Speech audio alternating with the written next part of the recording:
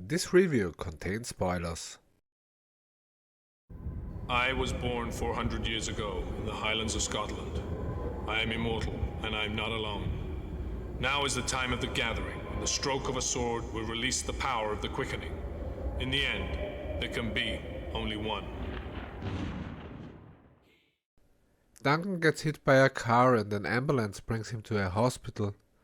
He can get out there, but not before they did x-rays. The doctor is interested in his healing properties and kidnaps him.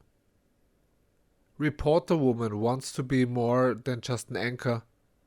She listens to a radio and learns of a hit and run. She can convince his colleague to help her out and she starts to investigate this. Dr. Murder kills his nurse girlfriend and the police think it was Duncan who committed this crime. Duncan can save Reporter Woman and clear his name. Let's jump into the review, shall we? Here we are, born to be kings. We're the princes of the universe.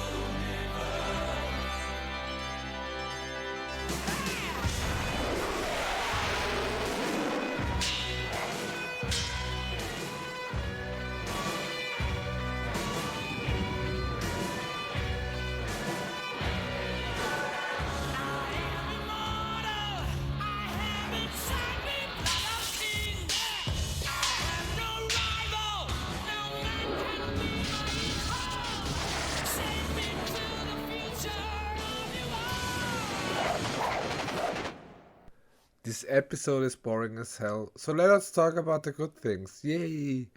First, the premise. Duncan gets into an accident and they bring him into a hospital. They examine his injuries. Dr. Murder is interested in his healing properties and wants to find out how it works so he can help humanity.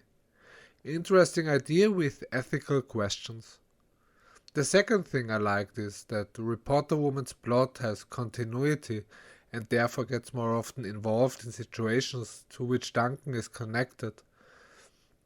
So there is an interesting storytelling opportunity, while Duncan's adventures are more a case of the week thing. Sadly, like I said, this episode is very boring due to everything else.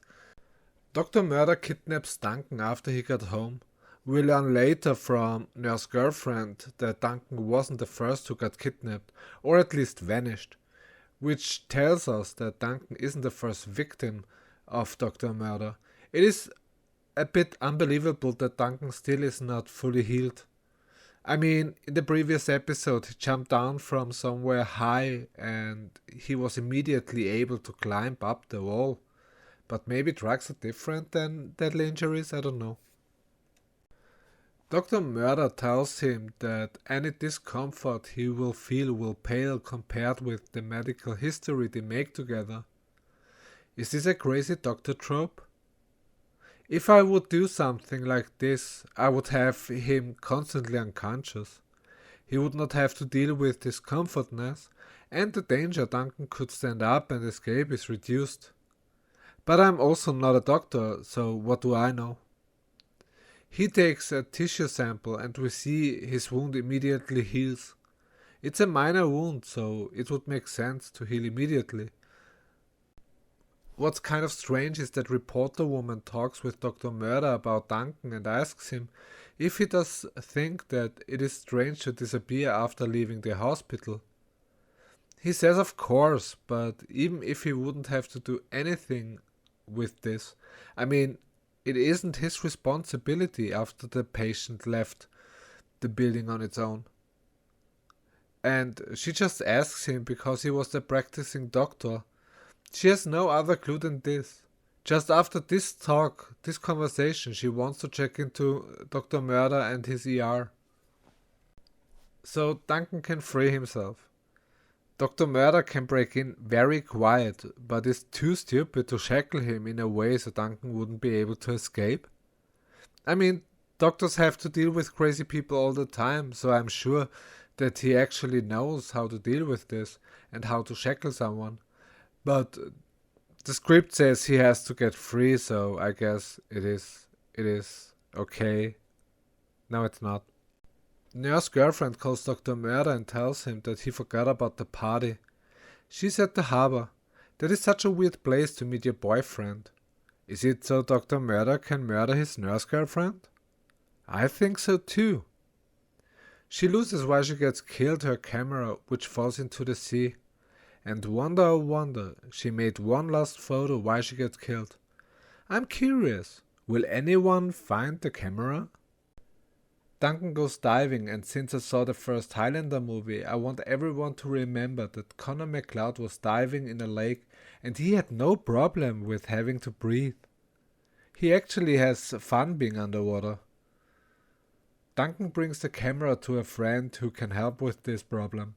They find the last photo Nurse Girlfriend did and enhance the picture with a computer simulation.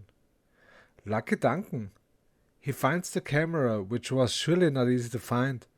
Then the images are not ruined through the salt water, and the last picture is helpful as well.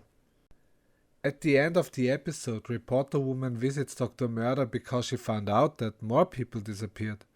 So why should she go alone to the guy if he could be responsible for the people vanishing? When Duncan saves a reporter woman, he fights with Dr. Murder and he pushes the doctor so that he falls against the bed reporter woman is lying on. She falls down. I just mentioned it because I thought it was very funny. Duncan is kind of a shitty hero. Why didn't he push Dr. Murder somewhere else? I mean, head trauma is better than death, I agree, but that's so weird. Just saying. So, this was my review of episode 8. What did you think about this episode? Let me know in the comments below. If you liked this video, please give it a thumbs up, subscribe to my channel and hit the notification bell. Thank you for watching, have a nice one, you take care, see ya!